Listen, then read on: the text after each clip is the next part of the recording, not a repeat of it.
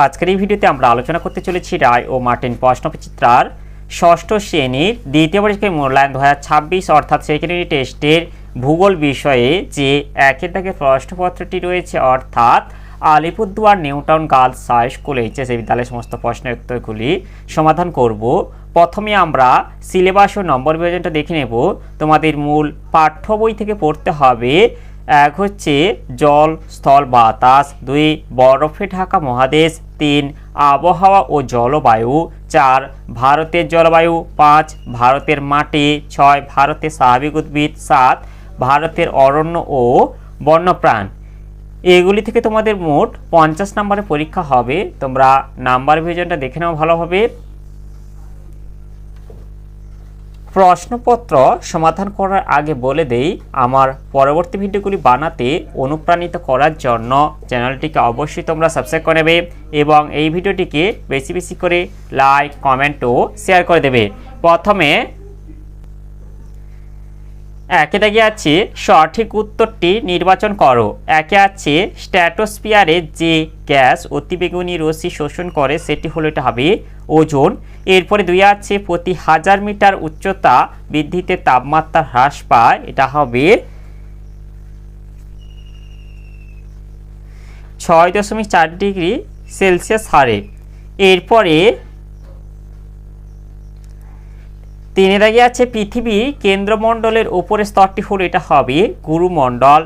এরপরে 4 আছে পৃথিবীর বৃহত্তম মহাসাগর হলো, এটা হবে প্রশান্ত মহাসাগর। 5 আন্টার্কটিকা মহাদেশে ভারতের প্রথম গবেষণা কেন্দ্র হলো, এটা হবে দক্ষিণ গঙ্গোত্রী। 6 সমুদ্রের কাছাকাছি অঞ্চলের জলবায়ু, এটা হবে সমভাবাপন্ন প্রকৃতির হয়। এরপরে 7 বায়ুর আর্দ্রতা মাপক যন্ত্রের নাম, এটা হবে হাইগ্রোমিটার। 8 পশ্চিম ভারতে ধূলিঝড়, এটা হবে আঁধি নামে পরিচিত। এরপরে 9 জৈব পদার্থের পরিমাণ সবচেয়ে বেশি থাকে, এটা হবে পার্বত্য অঞ্চলের মাটিতে। এরপরে 10 শ্বাসমূল ও ঠেসমূল দেখা যায়, এটা হবে লবণাম্য অরণ্যে। এরপরে 11 বন্যপ্রাণী সংরক্ষণ আইন চালু হয়, এটা হবে 1972 সালে। 12 সর্পগন্ধা থেকে তৈরি ওষুধ যা উচ্চ রক্তচাপ কমায়, তা হলো, এটা হবে রেসারপিন। এরপর 2 দাগে আছে শূন্যস্থান পূরণ করো যে কোনো 4টি। একে আছে ভূপৃষ্ঠ থেকে ওপরে 16 কিমি পর্যন্ত যে বায়ুস্তর আছে তার নাম, এটা হবে ট্রপোস্ফিয়ার। এরপরে 2 আছে পৃথিবীর অভ্যন্তরে, এটা হবে পরিচলন স্রোতই মহাদেশ সঞ্চালনের মূল কারণ। এরপর 3 ভারতের জলবায়ু, এটা হবে ক্রান্তীয় মৌসুমী প্রকৃতির। এরপরে 4 এটা হবে ব্যাসল্ট শিলা গঠিত অঞ্চলে কালো মাটি দেখা যায়।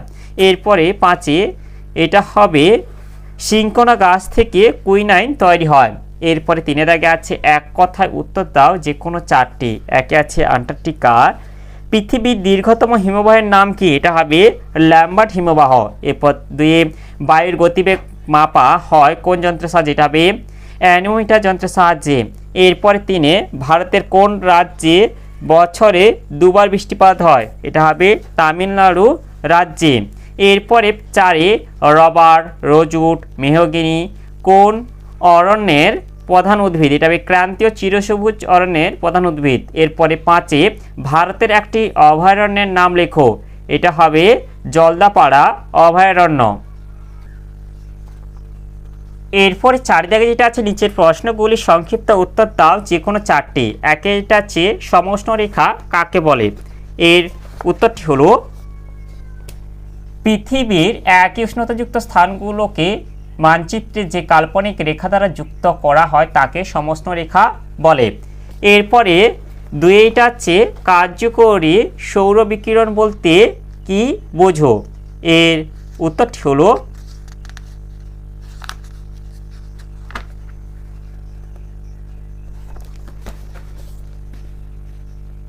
পৃথিবীতে আগত সৌর বিকিরণকে 100% ধরলে তার মাত্র 51% ভূপৃষ্ঠকে গরম করে তোলে এবং 14% বায়ুমণ্ডলে বিভিন্ন গ্যাস, জলীয় বাষ্প, ধূলিকণা দ্বারা শোষিত হয়। এই মোট 65% সৌর বিকিরণকে কার্যকরী সৌর বিকিরণ বলে। এরপর এটা আছে 3 জলচক্র কি। এর উত্তরটি হলো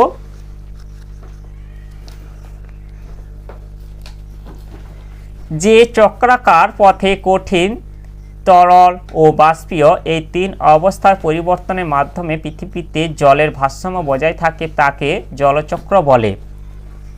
এরপরে আছে 4 পশ্চিমী ঝঞ্ঝা বলতে কি বোঝো? এর উত্তরটি হলো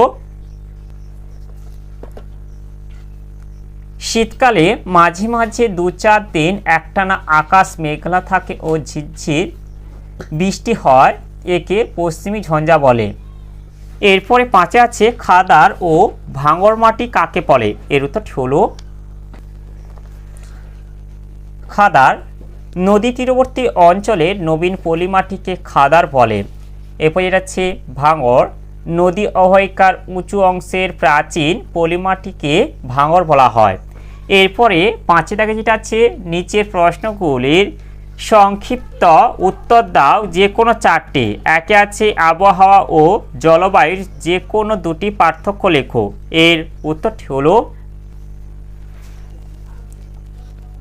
এই যে আবহাওয়া ও জলবায়ু। প্রথমে আছে বৈশিষ্ট্যে, একে আছে সংজ্ঞা, কোনো নির্দিষ্ট স্থানে নির্দিষ্ট সময়ে বায়ুর উষ্ণতা, চাপ, আর্দ্রতা, বায়ুপ্রবাহ, মেঘাচ্ছন্নতা, বৃষ্টিপাত ইত্যাদিকে আবহাওয়া বলে। জলবায়ু কোনো অঞ্চলে কমপক্ষে 30 থেকে 35 বছরে আবহাওয়ার গড় অবস্থাকে জলবায়ু বলে। এরপর হচ্ছে 2 স্থান। আবহাওয়া স্বল্প পরিসর স্থানের বায়ুমণ্ডলীয় অবস্থা, জলবায়ু বিশাল অঞ্চলের আবহাওয়ার গড় অবস্থা। এছাড়াও আরও কয়েকটি পয়েন্ট আছে, তোমরা এগুলো দেখে নাও। এখান থেকেও তোমরা বলে দিতে পারো, যেহেতু তোমাদের এখানে 2টি বলেছে তাই আমি 2টি বলে দিলাম। এরপরে আছে 2 প্যানজিয়া ও প্যানথালাসা বলতে কি বোঝো? এর উত্তরটি হলো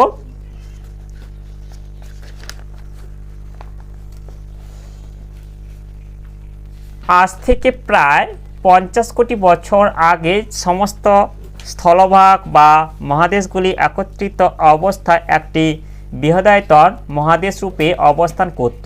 একে প্যানজিয়াও বলা হয়। প্যানজিয়াকে ঘিরে পৃথিবী সমস্ত মহাসাগর একত্রিত হয়ে বৃহদায়তন মহাসাগর রূপে অবস্থান করত, তাকে প্যানথালাসা বলে। এরপর এটা হচ্ছে 3 আন্টার্কটিকার জীবজগতের সংক্ষিপ্ত পরিচয় দাও। এর উত্তরটি হলো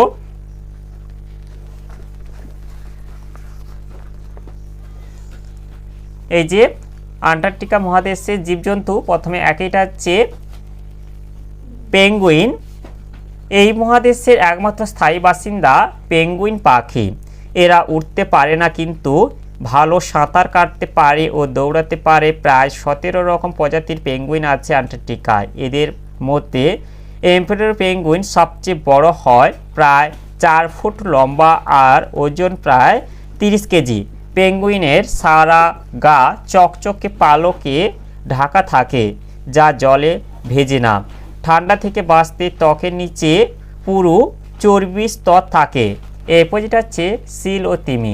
আন্টার্কটিকার চারপাশে সমুদ্রে প্রচুর সিল ও তিমি দেখা যায়। সিল মাছ গ্রীষ্মকালে সমুদ্র তীরে এবং শীতকালে বরফের নিচে বাস করে।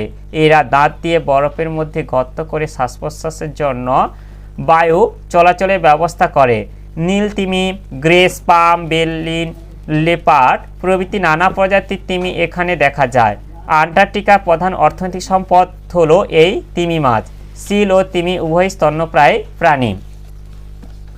এরপর এটা হচ্ছে ক্রিল। এখানকার সমুদ্রে প্রচুর পরিমাণে লাল কুচো চিংড়ি জাতীয় সামুদ্রিক প্রাণী দেখা যায়, এদের ক্রিল বলে। ক্রিল পেঙ্গুইনদের প্রিয় খাদ্য। এরপর সেটা পাখি ও পতঙ্গ। পেঙ্গুইন ছাড়া আন্টার্কটিকায় বহু প্রজাতির পাখি দেখা যায়। এদের মধ্যে উল্লেখযোগ্য হলো albatross, gull, skua, snow, Wilson, petrel, fulmar, sheathbill, tern প্রভৃতি। এই মহাদেশে রটিফার, মাইট, মশা প্রভৃতি ছোট ছোট পতঙ্গ দেখা যায়। অন্যান্য জীব জন্তু এছাড়া স্কুইড, আন্টার্কটিকা আইস ফিশ, নানান সামুদ্রিক মাছ এখানে দেখা যায়।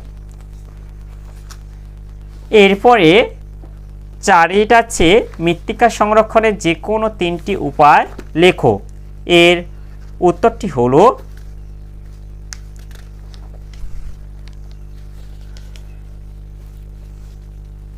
মৃত্তিকা সংরক্ষণের উপায় বা পদ্ধতি। মাটির উপরের স্তরে নানা জৈব পদার্থ থাকে। এই স্তর ক্ষয় হলে মাটি সাধারণত অনুর্বর হয়ে পড়ে। তাই মাটি সংরক্ষণ করা দরকার। মাটি সংরক্ষণের উপায়গুলি হলো: 1. নির্বিচারে গাছ কাটা বন্ধ। 2.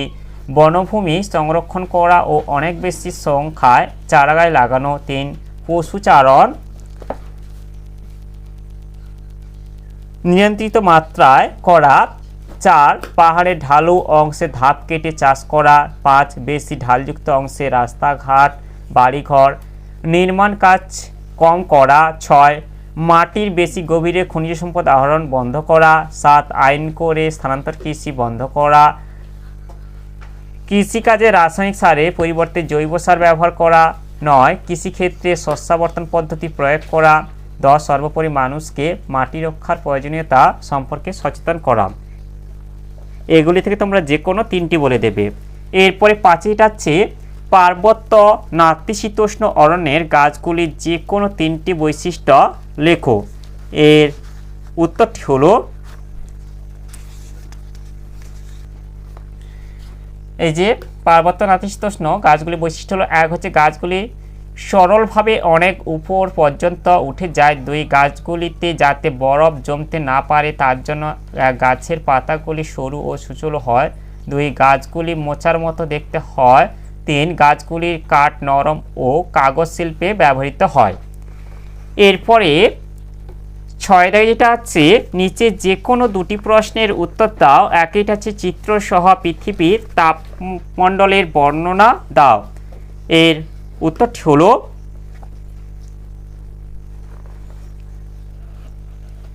পৃথিবীতে যাবতীয় তাপের প্রধান উৎস সূর্য। বিভিন্ন অক্ষাংশে সূর্যরশ্মির তাপের তারতম্য ঘটে বলে পৃথিবীতে নিম্নলিখিত 3টি স্থায়ী তাপবলয় গড়ে উঠেছে।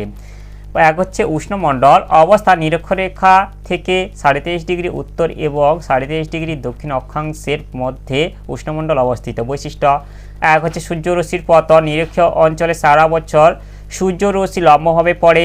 2. দিন রাত্রির দৈর্ঘ্য নিরক্ষীয় অঞ্চলে সারা বছরই 12 ঘন্টা দিন ও 12 ঘন্টা রাত্রি বিরাজ করে। 3. গড় তাপমাত্রা উষ্ণমণ্ডলের বার্ষিক গড় তাপমাত্রা 27 ডিগ্রি সেলসিয়াস। 4. ঋতু এখানে ঋতু বৈচিত্র্য দেখা যায় না কারণ সারা বছর একটি ঋতু বিরাজ করে।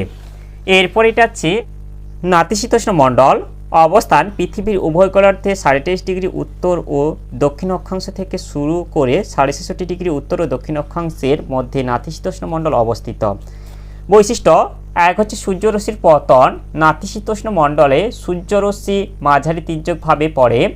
2 হচ্ছে প্রকৃতি নাতিশীতোষ্ণ মণ্ডলে ক্রান্তীয় অঞ্চল থেকে 45 ডিগ্রি অক্ষাংশ পর্যন্ত অঞ্চল কিছুটা উষ্ণ প্রকৃতি হলেও 45 ডিগ্রি থেকে 66 ডিগ্রি অক্ষাংশ অঞ্চল শীতল প্রকৃতির হয়ে থাকে। এই যে গড় তাপমাত্রা নাতিশীতোষ্ণ মণ্ডলের গড় তাপমাত্রা থাকে 27 ডিগ্রি থেকে 0 ডিগ্রি সেন্টিগ্রেডের মধ্যে। এরপর হচ্ছে শ্রেণীবিভাগ নাতিশীতোষ্ণ মণ্ডল 2 প্রকার। এ হচ্ছে উষ্ণ নাতিশীতোষ্ণ মণ্ডল, বি হচ্ছে শীতল নাতিশীতোষ্ণ মণ্ডল। এরপর যেটা আছে হিমমণ্ডল অবস্থান পৃথিবীর উভয় গোলার্ধে 66 ডিগ্রি উত্তর ও দক্ষিণ অক্ষাংশ থেকে 90 ডিগ্রি উত্তর ও দক্ষিণ অক্ষাংশের মধ্যে হিমমণ্ডল অবস্থিত। বৈশিষ্ট্য: 1 হচ্ছে সূর্যরশ্মির পতন হিমমণ্ডলে সারা বছর সূর্য অতি তীর্যকভাবে কিরণ দেয়। 2.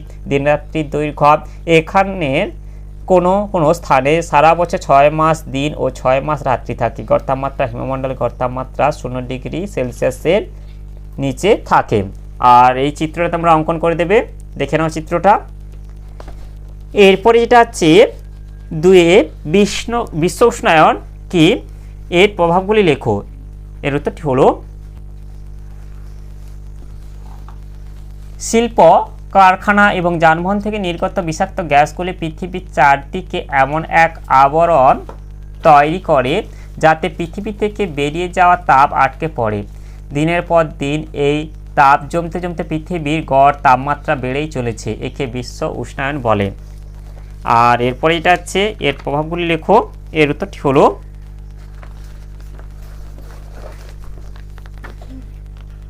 বিশ্ব উষ্ণায়নের প্রভাব: 1 হচ্ছে তাপমাত্রা বৃদ্ধি পৃথিবীর গড় তাপমাত্রা বৃদ্ধি ফলে জলবায়ু অঞ্চলে উষ্ণতা বাড়ছে ও বৃষ্টিপাতের পরিমাণ কমছে, জলবায়ু পরিবর্তন ঘটছে।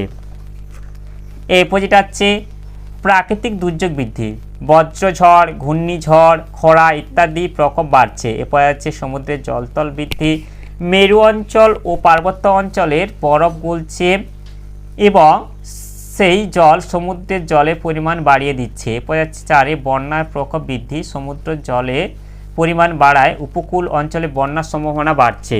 এরপর যেটা হচ্ছে জীববৈচিত্র্য ধ্বংস, বিভিন্ন বিরল প্রজাতির উদ্ভিদ প্রাণী পৃথিবীর বুক থেকে হারিয়ে যাচ্ছে, জীববৈচিত্র্য ধ্বংস হচ্ছে। এরপর আছে মরুভূমির প্রসার বৃদ্ধি, মরুভূমি তার চারপাশে প্রসার লাভ করছে। এরপর আছে দুর্যোগের সুদূরপ্রসারী ফলাফল, শস্যহানি, দুর্ভিক্ষ, মহামারী হওয়ার সম্ভাবনা বৃদ্ধি পাচ্ছে। এরপরে এটা হচ্ছে 3 ভারতে মৌসুমী বায়ুর প্রভাব সম্পর্কে আলোচনা করো। এর উত্তরটি হলো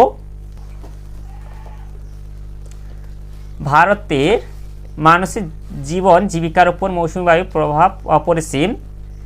এক হচ্ছে কৃষিকাজ, ভারতবাসীর প্রধান জীবিকা কৃষিকাজ যা মৌসুমী বৃষ্টিপাতের উপর নির্ভরশীল। বর্ষাকালে বৃষ্টিপাতের উপর নির্ভর করে ধান, পাট, তুলো, আখ, ভুট্টা প্রভৃতি চাষ করা হয়, আর অল্প বৃষ্টিপাতযুক্ত অঞ্চলে জোয়ার, বাজরা, রাগি প্রভৃতি চাষ করা হয়ে থাকে। এরপর হচ্ছে 2 পশুপালন, ভারতে যেখানে কৃষিকাজের উপযোগী বৃষ্টি মৌসুমী বায়ু ঘটাতে পারে না সেখানে মানুষ চাষবাসের বদলে পশুপালন করে থাকে, যেমন হচ্ছে কচ্ছ উপদ্বীপ, থর মরুভূমি। এই বছর কৃষি ভিত্তিক শিল্প, ভারতের প্রধান 4টি শিল্প যথা কার্পাস, পাট, চা ও চিনি কৃষিভিত্তিক শিল্প, তাই এদের উন্নয়নে ও মৌসুমী বায়ুর পরোক্ষভাবে ভূমিকা রয়েছে। এরপর হচ্ছে 4 অরণ্য সম্পদ, ভারতের অত্যধিক মৌসুমী বৃষ্টিপাতযুক্ত অঞ্চলে ঘন অরণ্যের সৃষ্টি হয়েছে, যেমন হিমালয়ের পাদদেশে তরাই অঞ্চল, পশ্চিমঘাট পর্বতে পশ্চিম ঢালে। এই অরণ্য থেকে অরণ্য সম্পদ সংগ্রহ করা এখানকার মানুষের প্রধান জীবিকা। এরপর হচ্ছে 5 অর্থনৈতিক বিকাশ, পরিমিত মৌসুমী বৃষ্টিপাতের ফলে কৃষি উৎপাদন তথা শিল্প উৎপাদন বৃদ্ধি পায়, চা, পাট প্রভৃতি রপ্তানি করে বৈদেশিক মুদ্রা আসে, দেশের অর্থনৈতিক বিকাশ দ্রুত হয়। সর্বশেষে বলা যায় মৌসুমী বায়ু দেশে সমৃদ্ধি বয়ে আনলেও অতিবৃষ্টির কারণে অনেক সময় বন্যা এবং অনাবৃষ্টির কারণে খরা সৃষ্টির জন্য মৌসুমী বায়ুই দায়ী।